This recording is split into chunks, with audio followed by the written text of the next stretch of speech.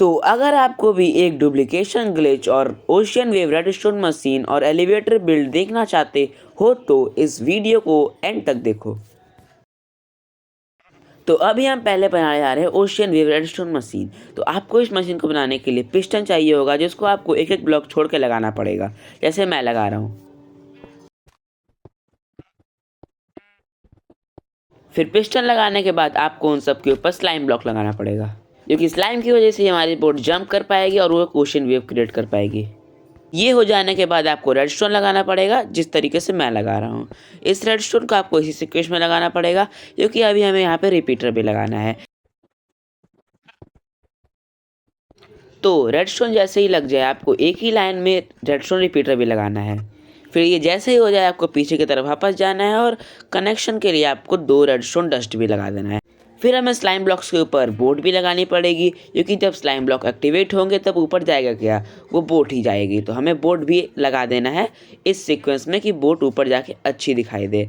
फिर जैसे ये बोट लग जाए हमें पीछे की तरफ वापस आना है और यहाँ पे हमें ऑब्जर्वर प्लेस करना है, क्योंकि 2 ऑब्जर्वर जो अपोजिट लगे रहते हैं वो कनेक्शन को रिपीट करते हैं। आप जैसे ही दूसरे ऑब्जर्वर को लगाओगे ये कनेक्शन रिपीट होना शुरू हो जाएगा और फिर ये कुछ ऐसा वेव क्रिएट करेगा जो देखने में बहुत अच्छा लगता है, जो आप अपने बिल्ड्स के पीछे बना सकते हो।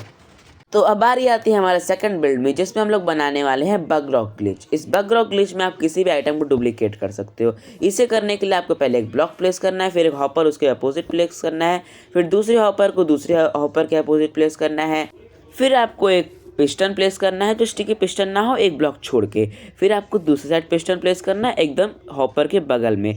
फिर आपको जो रेडस्टोन डस्ट प्लेस करनी है इन दोनों पिस्टन को एक साथ कनेक्ट करते हुए। जैसे ही ये दोनों कनेक्ट हो जाए फिर आपको एक कंपैरेटर लगाना है इस कोने में। जैसे ही कंपैरेटर एक कोने में लग जाए फिर उसको दूसरी साइड से कनेक्ट भी कर देना है। तो मैं अभी यहाँ पे 2 ब्लॉक प्लेस कर रहा हूँ, क्योंकि जो हमारा लीवर है वो सही से लग नहीं पाएगा। तो फिर हमें यहाँ पे एक लीवर प्लेस करना है और अभी इस लीवर को एक्टिवेट नहीं करेंगे और हम इस कंपैरेटर को टिक कर देंगे, जिससे कंपैरेटर रिपीट कर सकेगा कनेक्शन को। फिर हमें इस हॉपर के अंदर क्लिक करना है और जो हमारे पास बंडल है उसके अंदर हमें डायमंड ब्लॉक को भरना है। फिर उस डायमंड ब्लॉक को हमें एक हॉपर में भर देना है। फिर जैसे ही आप अपने लीवर को क्लिक करोगे आपका मशीन शुरू हो जाएगी। फिर आपको डुप्लीकेट करने के लिए आपको एक हॉपर पे बार बार क्लिक करना पड़ेगा, जिससे वो आइटम डुप्लीकेट होना शुरू हो जाएगी। और ऐसा ही करते करते मैंने बहुत बार इसको क्लिक किया और अब ये आइटम डुप्लीकेट हो चुकी है, जैसा आप देख रहे थे। अब हम इसको बंद करेंगे इस मशीन को, और अब ये मशीन बंद हो चुकी है। अब हम इस हॉपर से वो आइटम्स निकाल लेंगे जो हमने डुप्लीकेट किया है।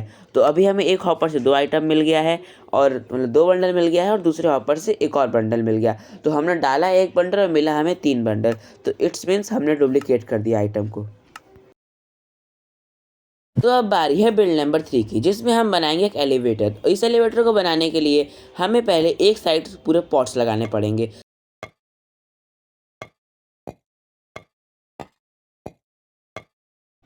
फिर हमें ऊपर की साइड एक वाटर बकेट प्लेस करनी पड़ेगी। जैसे ही वाटर नीचे पहुंच जाए हमें नीचे कैल्प लगाना है।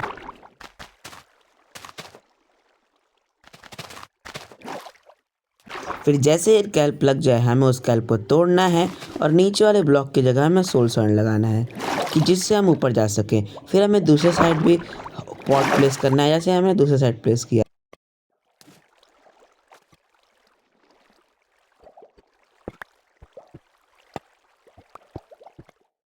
तो जो हमने एलिवेटर बनाया था वो बन चुका है। आप इस एलिवेटर से ऊपर आ सकते हैं पर नीचे नहीं।